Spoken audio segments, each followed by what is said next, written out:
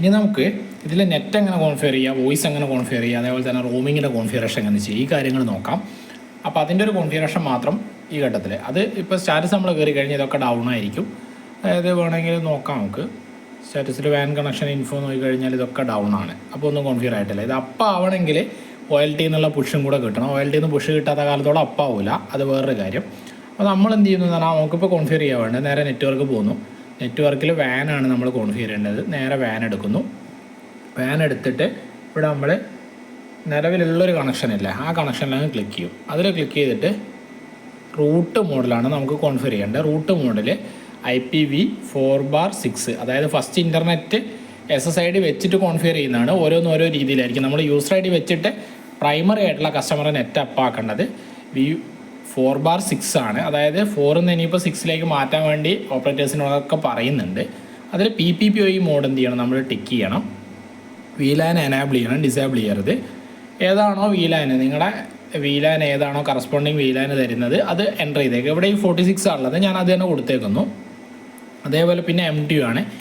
MDU size BSNL സംബന്ധിച്ച് പരമാവധി ഒരു 1460 സെറ്റ് ചെയ്യുന്നതാണ് നല്ലത്. യൂസർ നെയിം എന്ന് പറഞ്ഞാൽ ഓപ്പറേറ്റർ യൂസർ നെയിം ഉണ്ടാവും. അതായത് ലാൻഡ് നമ്പർ കാര്യങ്ങളൊക്കെ വന്നു, മിക്കവാറും 496 അല്ലെങ്കിൽ 495 അല്ലെങ്കിൽ മുന്നിൽ ലെറ്ററൊക്കെ വെച്ചിട്ട് അത് കഴിഞ്ഞ് _SID@BSNL. എന്ന് പറഞ്ഞിട്ട് അത് ആ പ്രോപ്പറായ യൂസർ ID നമുക്ക് കോപ്പി പേസ്റ്റ് ചെയ്യാൻ പറ്റും. ആ യൂസർ ID എടുക്കുക. അത് കഴിഞ്ഞ് പൊതുവേ പാസ്വേഡ് എന്ന് പറയുന്നത് പാസ്വേഡാണ് PSSWORD സ്മോൾ ലെറ്ററിലാണ്. അതിലും എന്തെങ്കിലും മാറ്റങ്ങൾ ഉണ്ടെങ്കിൽ അതും BBC ആയിട്ടൊക്കെ കോൺടാക്ട് ചെയ്ത് കഴിഞ്ഞാൽ മനസ്സിലാക്കാൻ പറ്റും. പിന്നെയുള്ള സർവീസ് നെയിം ഏതാണോ അത് BSNL ആണെങ്കിൽ BSNL, വേറെ ഏതെങ്കിലും ആണെങ്കിൽ ഇതൊക്കെ നോർമലി ഓപ്പറേറ്റർക്ക് അനുസരിച്ച്, അതായത് user ID means user name, password, service name, ഇത്രയും കാര്യങ്ങളും VLANും ഓപ്പറേറ്റർക്ക് അനുസരിച്ച് മാറും. മുകളിലത്തെ ഈ കണക്ഷൻ മോഡ് എന്ത് ചെയ്യണമെന്ന് Tier 609 ടൈപ്പ് തന്നെ ടിക്ക് ചെയ്യുക. എന്നിട്ട് ഇവിടെ സർവീസ് മോഡ് Tier 609 ഇൻ്റർനെറ്റ് കൊടുക്കുക. ഇത്രയും കാര്യങ്ങൾ ഈ ഒരു ഭാഗത്ത് ചെയ്യാനുള്ള. അത് കഴിഞ്ഞിട്ട് നിങ്ങൾ ഈ പോർട്ട് ബൈൻഡിങ് ഉണ്ട്. പോർട്ട് ബൈൻഡിങ് എന്ന് പറഞ്ഞാൽ നമ്മൾ നേരത്തെ അതിന് വേണ്ടിയിട്ടാണ് SSID കോൺഫിഗർ ചെയ്തേക്കുന്നത്. അപ്പോൾ LAN 1ഉം 2ഉം നമുക്ക് എന്തായാലും വേണം. പിന്നെ നമ്മുടെ LAN 1 2 ടിക്ക് ചെയ്തതിൻ്റെ ഓർമ്മ WLAN 1 അതായത് 0 എന്ന് പറഞ്ഞാൽ നമ്മുടെ നോർമലി ഉള്ള SSID അത്ര എന്ത് ചെയ്യുക പറഞ്ഞാൽ കസ്റ്റമറുടെ ഡാറ്റയിൽ ടിക്ക് ചെയ്യുക. അതായത് AP1 അല്ലെങ്കിൽ WLAN 1 എന്ന് പറയുന്നൊരു സാധനമുണ്ട് ഇതിൽ കോൺഫിഗർ ചെയ്ത്. അതൊരു കാരണവശാലും ടിക്ക് ചെയ്യരുത്.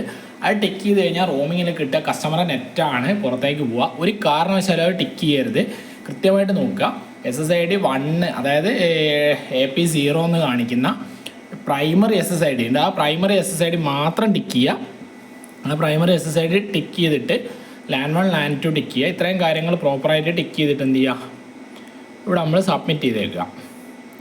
അപ്പോൾ നമുക്ക് നെറ്റ് അപ്പാവാനുള്ള, അതായത് പ്രൈമറി ആയിട്ട് PPPoE മോഡിൽ അപ്പാവാനുള്ള കോൺഫിഗറേഷൻ നമ്മൾ ചെയ്തിട്ടുണ്ട്. ഇത് കഴിഞ്ഞ് നമ്മൾ ഇനിയിപ്പോൾ ചെയ്യേണ്ടത് വോയിസും അതേപോലെ തന്നെ നമുക്ക് ഇതിപ്പോൾ സക്സസ് ആയിട്ടുണ്ട്, റോമിംഗ് ആണ് ചെയ്യേണ്ടത്. അപ്പോൾ നമ്മൾ എന്ത് ചെയ്യുന്നു, അടുത്തതായിട്ട് വോയിസിൻ്റെ കോൺഫിഗറേഷൻ നോക്കാം. അവിടെ ന്യൂ വാൻ കൊടുക്കുക. വോയിസ് നമുക്ക് റൂട്ടിൽ തന്നെയാണ് ചെയ്യേണ്ടത്. റൂട്ട് കൊടുക്കുക. ഇവിടെ IPv4 കൊടുത്താൽ മതി. 4 കൊടുത്തിട്ട് DHCP മോഡ് തന്നെ കൊടുക്കുക. എനാബിൾ VLAN കൊടുക്കുക കേട്ടോ. വോയിസ് VLAN 1831 1849 കോമൺ ആയിട്ട് BSNL വരുന്നത്. ഏത് ഓപ്പറേറ്റർ ആണെങ്കിലും അവിടെ നിങ്ങൾ ആ വോയിസ് VLAN ഏതാണോ പറയുന്നത് ആ വോയിസ് VLAN ജസ്റ്റ് കൊടുത്തേക്കുക. ഞാനിവിടെ ഒരു 1849 കൊടുത്തേക്കാം. ഏതാണോ അത് കറസ്പോണ്ടിങ് നമ്പറിനനുസരിച്ചാണ്. അത് ജസ്റ്റ് ചോദിച്ച് ക്ലിയർ ചെയ്യേണ്ടതാണ്. ഇവിടെ സർവീസ് മോഡ് ഇൻ്റർനെറ്റിൽ നിന്ന് മാറ്റിയിട്ട് വോയിപ്പ് ഉണ്ടാവും. ഈ വോയിപ്പ് കൊടുത്തേക്കുക.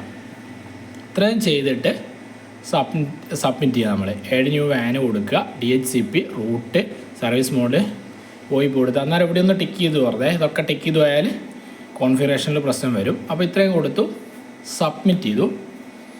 ഇനി നമുക്ക് അന്തിമഘട്ടമാണ്, അതായത് നമ്മുടെ വൈഫൈ റോമിങ്. BSNL പുതുതായിട്ട് ചെയ്ത് വെച്ചേക്കുന്ന വൈഫൈ റോമിങ് എങ്ങനെ കോൺഫിഗർ ചെയ്യുക എന്നുള്ളതാണ്. പലർക്കും അതിൻ്റെ ഇഷ്യൂ കാരണമാണ് ഇങ്ങനെ ഒരു വീഡിയോ ചെയ്യാനുണ്ടായ കാരണം. അത് കോൺഫിഗർ ചെയ്യുന്ന ഒരുപാട് പേര് മിസ്റ്റേക്ക് വരുത്തി വെച്ചിട്ടുണ്ട്. നമ്മൾ വീണ്ടും ന്യൂ വാൻ കൊടുക്കുക. ഇവിടെ ബ്രിഡ്ജിൽ തന്നെ ഇടുക. ബ്രിഡ്ജ് മോഡായിരിക്കണം, റൂട്ടിലേക്ക് പോകരുത്. 4/6 തന്നെ കൊടുക്കുക. എനാബിൾ VLAN കൊടുക്കുക. VLAN അതിൻ്റെത് കറസ്പോണ്ടിങ് എന്ന് പറഞ്ഞാൽ 4060 നിലവിൽ. എവിടെയെങ്കിലും ചേഞ്ച് ഉണ്ടോ എന്നുള്ളത് കൃത്യമായിട്ട് എനിക്ക് അറിയില്ല. അത് അവിടെ കറസ്പോണ്ടിങ് ചോദിച്ചു കഴിഞ്ഞാൽ മനസ്സിലാക്കാൻ പറ്റും.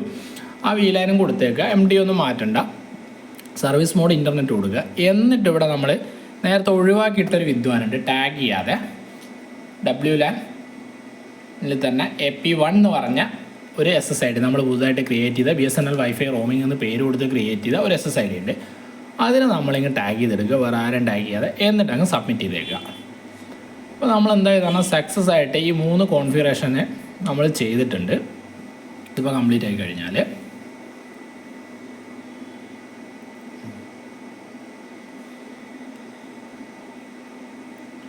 ഓക്കെ. അപ്പോൾ നമുക്ക് ഇത്രയാണ് നമുക്ക് കോൺഫിഗർ ചെയ്യാനുള്ളത് ഇതിൽ.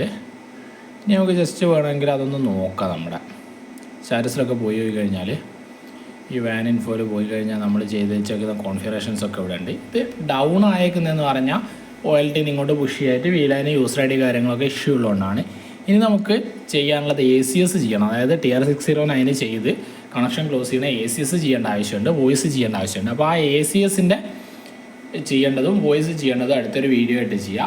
അതിൽ നമ്മളെ അതായത് വോയിസ് വീലാൻ്റെ കറസ്പോണ്ടിങ് ആയിട്ട് വരുന്ന സിപ്പ് പാരാമീറ്റേഴ്സ് ഉണ്ട്, അതുപോലെ തന്നെ നമ്പർ എൻ്റർ ചെയ്യേണ്ട മെത്തേഡ് ഉണ്ട്. അപ്പോൾ അതിനും വേണ്ട കാര്യങ്ങൾ, വോയിസ് പാസ്വേഡ് കാര്യങ്ങൾ അതെങ്ങനെ എൻ്റർ ചെയ്യാന്നുള്ള അതിൻ്റെ ഡിസ്ക്രിപ്ഷനിൽ കൂടെ കൊടുത്തേക്കാം.